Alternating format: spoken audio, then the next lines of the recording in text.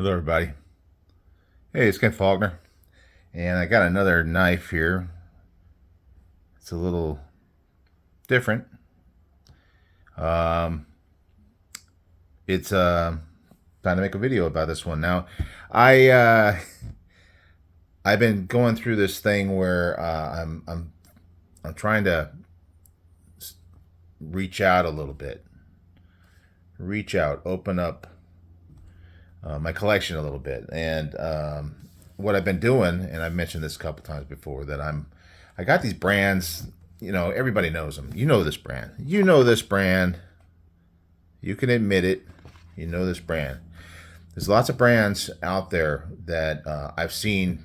You know, I watch lots of YouTube, uh, knife YouTube mostly, and there's so many different knives, so many different channels too. Oh gosh, I I am subbed to so many channels, and it's so hard to get around to watching as much as I want, and it's even harder to get around to commenting on videos that I watch.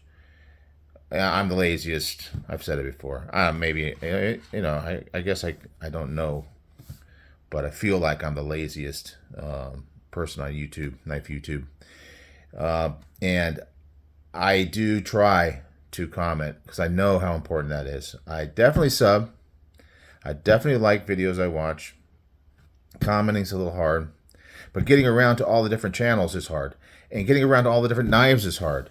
And so anyway, basically what I've been doing is I kind of sat down on my spreadsheet and I made a list of brands that I've always kind of thought I'd like to get. I've seen it before. I think that's a cool knife. I should get that sometime, and I haven't done it yet. So I'm kind of trying to branch out, and this is one that's definitely in that category.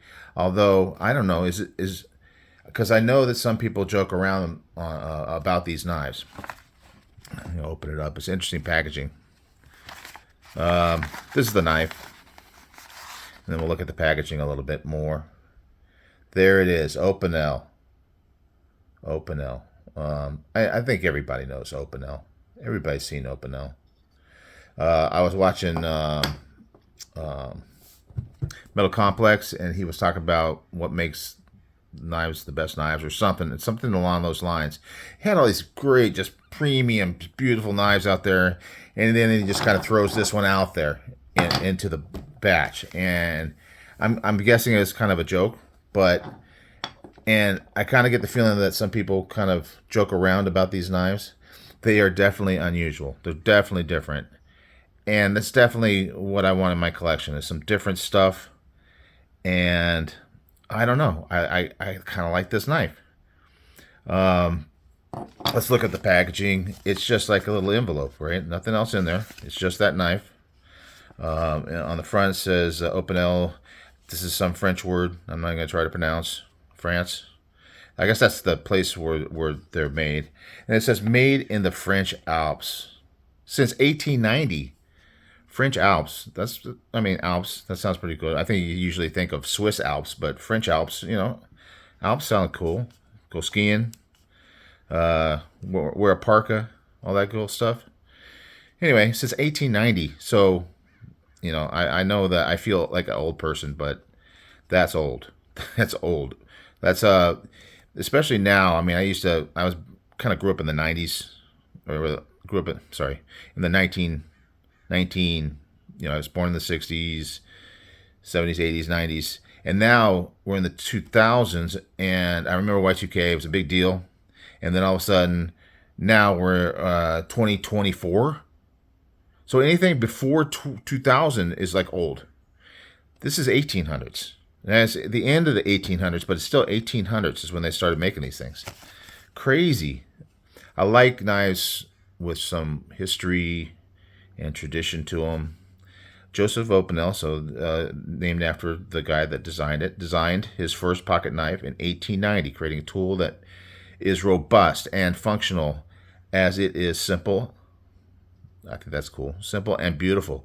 From his workshop at the foot of the French Alps, Opinel forged a cult classic. And it is really, I was gonna go and watch some YouTube and watch some people that maybe collect these things. These are collectible. I mean, certainly they have so many different versions of them. This is the number 8. Okay, I think I read something and I'm trying to open it. And I can't open it. It's got this weird lock. I mean, weird in that it's different. It's functional and it makes sense if you look at it. So I had to unlock it so I could open it. And let's talk about that in a minute. There it is.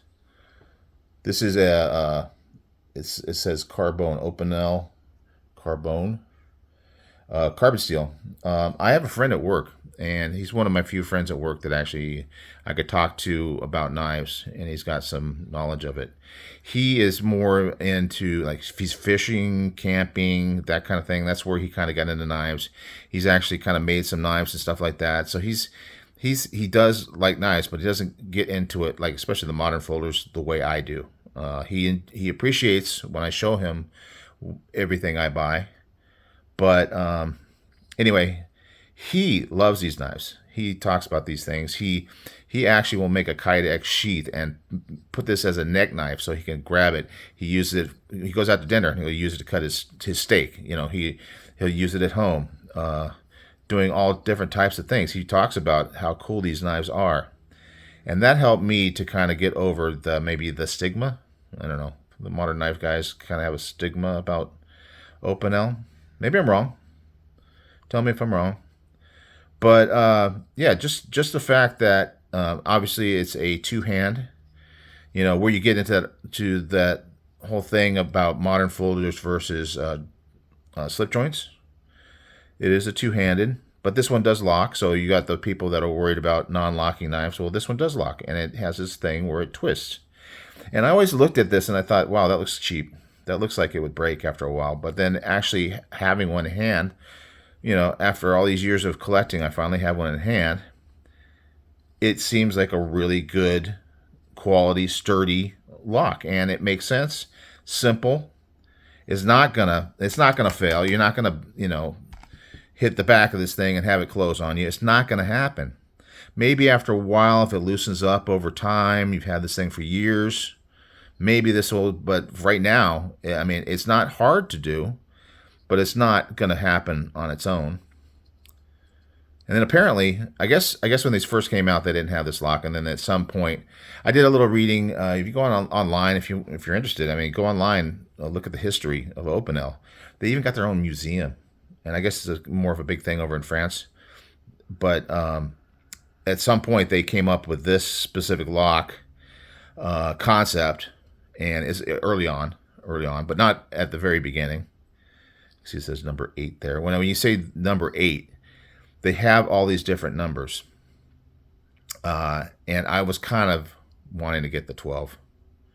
If you know what I'm talking about, it's a freaking machete. It's just gigantic.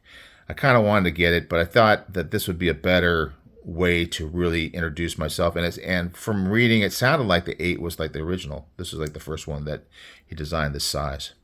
Anyhow, so the lock was designed at one point, and then later on down the line, as I was talking about when I was trying to open it, they changed it to the point where it locks when it's closed. This is what I believe I read. Obviously, I can't retain all this information, but I love reading about it. It's exciting to read about, but then I forget exactly the information that I read. But it's the way it goes with my brain. But anyway, it's something to that effect.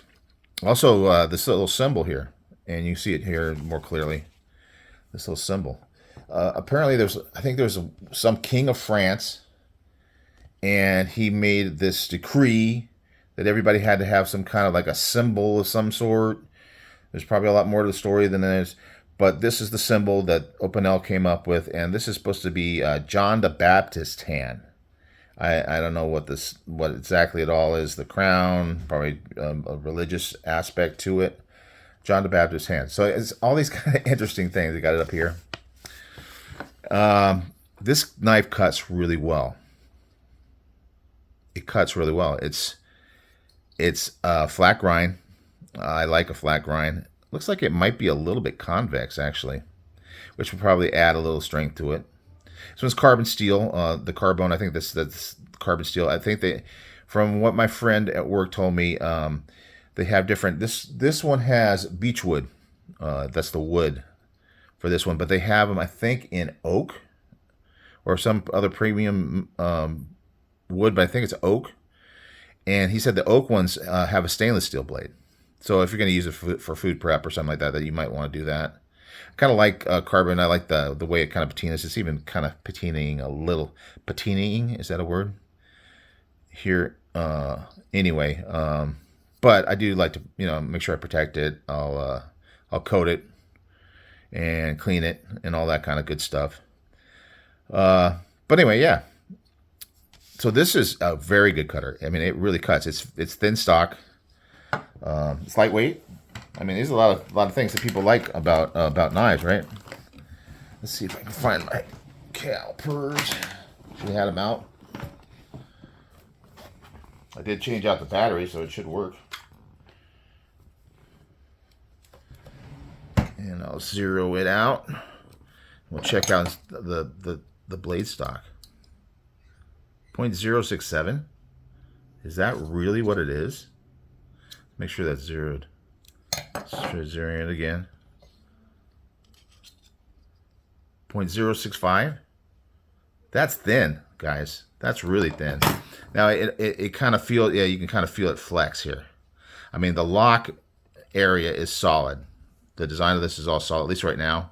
Maybe over time it'll loosen up, but you can feel the flex, almost like those fillet knives, that are so thin. But this thing cuts.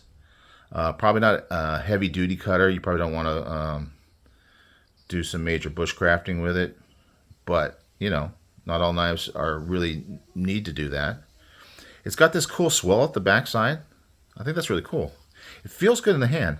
It's very what do they call that when it's when it doesn't force you into a position, but it does have that swell at the back. Yeah, I mean. And it's not a bad looking knife, really. It's got some cool grinds on it. Get that focusing going on there. Almost like a mirror with a satin grind line thing going on. It's nice. It's the steel on it. What they say, what do they call it? Oh, it's carbon steel. The lock has a name. It's called the Viroblock. Viroblock? I don't know, but that's what it has a name. I've never seen any other knife with this. Maybe there is some out there. Also, like I said, there's the 12. So the 8 is like a kind of a middle size. What do we got here? We got about. It's not usually what you use calipers for, but it works. So we're going to check it out. We're talking about 3.315. I mean, so that's a decent sized knife. Almost, like a full size knife. But you can get them in all different sizes, and they go from very little ones all the way up to the huge number 12. So there's numbers. I don't know if it's 1 to 12. I'm definitely not an expert. I should have done more research, but I'm lazy. They also have like hawkbill knives. All kinds of stuff. They have different color handles, different woods, like I mentioned, stainless steel versus carbon. That you can get like collection sets where you get all of them all lined up in a case. So I mean, clearly there's people that collect these things. I could see why, and obviously my friend is a very big fan, and I respect him. So I think he knows what he's talking about. It's got. The action is, this is not a fidgeting knife. You're not going to fidget with this thing. You're going to pull it open with the nail nick, swing it open. There's no half stop. There's no spring, no nothing. It's a friction folder, basically, friction folder. But the groove is cut in there, fits really nice. There's no play other than the bending of the knife. I mean, this thing doesn't move anywhere. It doesn't rattle around. I don't know, over time, it just seems like a wood, but it's got that metal ring in there to kind of reinforce it. So I'm guessing that kind of keeps it all tight together. Eventually, I'm sure it'll break in a little bit more, so it's easier to move in and out. Anyway, I was excited. It's a French knife. Check my spreadsheet. I only got 2 knives that are French, and they're both kind of unusual. The Duke. I've done a video on this a long time ago. And this one does have the half stop, does have a spring, but it's just an interesting little design. And it's got its own history to it. The cool little Duke guy. If you want to go back to my video on this, I go into as much detail as I do on anything. But so I don't know, French. I don't know if they have regular knife companies in France, or they're all just out of the ordinary. But not bad. I mean, this is a cool knife, the Duke. And this is a cool knife. It's just different. And I like it. And I hope that's okay with you guys. Anyway, there you go. Opinel. I don't know if I'll buy more. We'll see over time. But I am kind of excited about having this in my collection. As I go through these knife brands that I haven't got before, it's always a new and exciting thing. And I do love checking out what each of these brands has to offer in real life. To actually, I'll see it at a show for a couple, minutes maybe, but to own it and have it, use it, all that stuff makes a difference. So anyway, it's fun for me. I hope you guys are enjoying it too, and I'll see you on the next one. Bye.